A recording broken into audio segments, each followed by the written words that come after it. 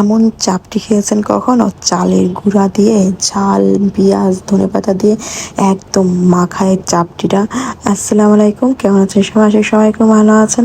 মানে এতটাই মচমচা হয়, এতটা পেঁয়াজ ঝালগুলো মুখে লাগে, মানে খুব সুন্দরভাবে একদম খাওয়ার মতন একটা চাপটি। এটা চাইলে আটা দিয়েও করা যায়, ময়দা দিয়েও করা যায়, কিন্তু এটার ভিতরে চালের গুঁড়ো দিলে একটু কিরক হয়, একটু মচমচাটা বেশি হয়, খেতে কিন্তু ভীষণ ভালো লাগে।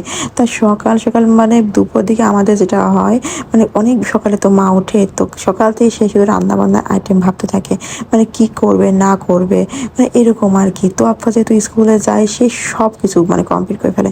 তো আপ্পাদের কিচ্ছু মানে করা লাগবে না, এসে ওরা জাস্ট বসে খাবে, মানে তার মাথায় সবসময় এই ধরনের চিন্তা ভাবনা থাকে। আর সকাল থেকে সে লেগে যায়। মাকে একবার জিজ্ঞেস করছে, মা তুমি যে এরকম করো, তোমার খারাপ লাগে না? তোমার তো প্রেশার বেড়ে যায়, তুমি তো অসুস্থ হয়ে যায়। সে বলে, চুপ করে থাকে, বলছে থাক, করতে তো হবেই, আমি করি আর সেই করতে তো হবেই, তাই না? আসলে তার মতো করে চিন্তা করলে অনেক কিছু ভাবা যায়। ঘরে ঘরে যদি ভালো শাশুড়ি, ভালো মা হয়, তো জীবনটা কিন্তু সবারই সুন্দর হয়। আসলে এগুলো ভাগ্য। ভালো শাশুড়ি পাওয়া সবার কপালে আসলে হয় না, সবার কপালে আসলে জোটেও না। এই চাপটিগুলো গরম গরম খেতে কিন্তু ভীষণ মজা। সাথে যদি হয় একটু লাল আদা দিয়ে চা। তো দুপুরবেলা বলো, সকালবেলা বলো, মায়ের যে বললাম, তা মা কি করছে আজকে ভর্তা করবে, মানে এই ওটা তো গেলই খাওয়ার সাবজেক্ট। তো মা এখন হচ্ছে, সকালে আমাদের উঠতে উঠতে 11টা বেজে গেছে, তো মা হলো যে এখন তো 12টার দিকে, তো এদের একটু ভাত ভর্তা খাওয়াই। তো তার জন্য এখানে হচ্ছে বাদামটা খুব সুন্দর করে ভেজে নিল। আর এখানে ঝাল, পেঁয়াজ, রসুনটাও সুন্দর করে একটু মানে তেলে ভেজে নিল হালকা করে, যাতে কাঁচা গন্ধটা না থাকে। এটা দিয়ে বাদাম ভর্তা করলে মানে কি বলবো, গরম ভাতের সাথে মানে এতটাই মজা, এতটাই মজা। তো এটা বাটাবে মা এখন, পাটায় বাটা। সে পাটায় বাটা, বাটার জিনিস মানে মজাই হয় অন্যরকম, ঠিক না? আরও যদি হয় ভর্তা, আমি ভাবতেছি, মাকে বলছি যে এবার বাসায় গেলে না, আমিও ব্লেন্ডারে কোনো মশলা করব না, আমিও পাটায় বেটে যতটুকু লাগে আর কি, পাটায় বেটে করে ফেলবো। আর পাটায় বাটাতে একটা উপকার হয়, যেটা আমাদের ভুঁড়িটাও কমে যাবে, আমাদের শরীরের ভিতরে একটা ব্যায়াম হয়ে যায়। আমার মা বলে কি, যে শরীর একটু নাড়ানাড়ি করলে এগুলোতে একটু ব্যায়াম হয়, একটু বাটা ঘষা করতে হয় মাঝে মাঝে, হাতে রগে অনেক সময় টান লাগে, এগুলো ভালো হয়ে যায়। তো আমিও ভাবছি যে বাসায় গিয়ে আমি একটু মাঝে মাঝে বাটাবাটি করে বানায় বানায় খাবো। আসলে ভাবি তো অনেক কিছু, কিন্তু যখন করতে যাই, ব্যাস শুরু হয়ে যায় তখন আলসেমিগিরি করা, তাই না? মানে এত কুড়ে, আমরা এত কুড়ে, কি বলবো, যত আরামের জিনিস থাকে তত কুড়েমি বেড়ে গেছে আজকাল আমাদের সমাজে, মানে আমারই তো নিজেরই। তো বাদামটা এখানে দিয়ে দিল, আর এর ভিতরে এটা খুব সুন্দর করে বাটাবাটি করে নেবে। এত সুন্দর একটা ঘ্রাণ আসছিল যখন মা বাটছিল, আমি তো ছিলাম মার কাছে দাঁড়ায়, এতটা সুন্দর ঘ্রাণ। আর মা আমাকে চাটাই দেখছিল যে লবণ ঠিক আছে কিনা।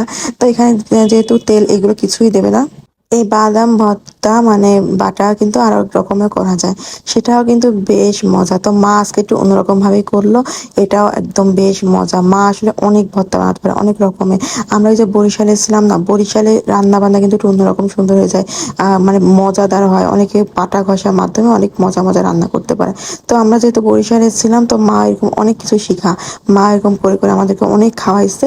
আর এখনো যখন আমরা আসি, ওরকম করে করে খাওয়াই। তো আমাকে 2টা মরিচ দিছে, চিন্তা করা যায়, 2টা শুকনা মরিচ দিচ্ছে। আর আমার পুজো তো বসছে, আর আমি ওর জন্য ঝাল চটকে আসে খাচ্ছি না, মানে বাবু তো আমার প্লেট থেকে নিয়ে নিয়ে খায়, তো আমি বাস রেখে দিচ্ছি। ওর খাওয়া গেলে আমি দুটো চটকাই কিন্তু ভাত খেয়েছি, তো মাখা মাখা করে ঝাল দিয়ে ভর্তা দিয়ে, খুব মজা ছিল। আর এখানে মাছ রান্না করবে দুপুরের জন্য, এখানে সবকিছু নিয়ে নিচ্ছে। তো মাছটা কিন্তু তেলাপিয়া মাছ। তেলাপিয়া মাছ অনেকে বলে খেতে হয় না বা কি, কিন্তু তেলাপিয়া মাছ আমার কাছে ভীষণ ভালো লাগে। আর যদি হয় মাথা, তেলাপিয়া মাছের মাথাটা আমার সব মাথার চাইতে মজা লাগে। আর মা তো জানে আমি বেশ মাথা খেতে পছন্দ করি, সেজন্য মা একদম মানে বড় পিস করে কাটলো কি। তো কচুরমুখী দিয়ে আসলে ইলিশ মাছটা বেশি ভালো। তো মা গেছিল ইলিশ মাছ নিয়ে আসতে, কিন্তু ইলিশ মাছ বাজারে আজকে তেমন ভালো পাইনি, তার জন্য নিয়ে আসতে তেলাপিয়া মাছ। তো তেলাপিয়া মাছ দিয়ে কচুরমুখীর রান্না, ঝোল ঝোল, কিন্তু গরম ভাতের সাথে ভীষণ মজা।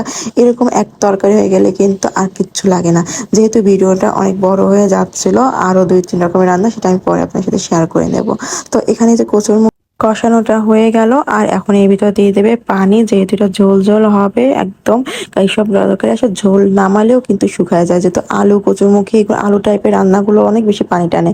এই জন্য ঝোল ঝোল রাখলে হয় কি, খাবারের সময় হালকা একটু গরম করলে ব্যাস খাওয়া যায়। আর যদি ঝোল একটু পানি কম পড়ে যায়, একদম কেমন আঠালো হয়ে যায়, খেতেও কিন্তু বেশ ভালো লাগে না, তাই না? তো ঝোলটা যখন ফুটে আসতো তখন দিয়ে দিল এই মাছগুলো, আর এখানে দিয়ে দিচ্ছে ধনেপাতা। ধনেপাতাটা দেওয়াতে আরো বেশি মজা হয়ে যায় এইসব তরকারি।